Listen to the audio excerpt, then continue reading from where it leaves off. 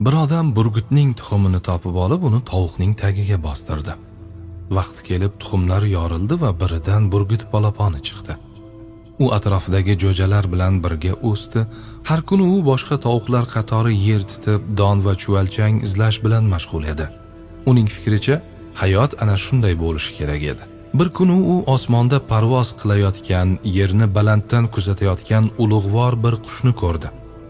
Uning oltin tusli qanotlari shamol oqimi bo'ylab harakatlanar, go'yo havoda suzib ketayotganday edi. Burgut zavq bilan yonidagi tovuqdan so'radi: "Bu kim?" Tovuq javob berdi: "Bu burgut, qushlarning shohi. U osmon uchun yaratilgan. Biz esa tovuqlarmiz, bizning joyimiz yerda." Burgut shu so'zlarga ishondi.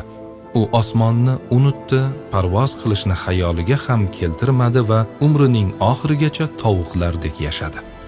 Chunki u o'zini tovuq deb bilardi. Ibrat va xulosa. Hamsuhbatingiz yaxshi bo'lsin ekanda azizlar. Agar bir inson bilan, yaxshi inson bilan o'tirsangiz, o'sha hamsuhbatingizdan nimadir sizga yuqadi. Shuning uchun bolalarimizni qadimdan o'z xalqimizda aytib keladi, do'stiga qaragin deb. Do'stiga qara. Ba'zi xalqlarda shunday maqol bor-ku, do'stingni kimligini aytsang, men seni kimligini aytaman. O'sha juda muhim masala, bu shar'iy masala.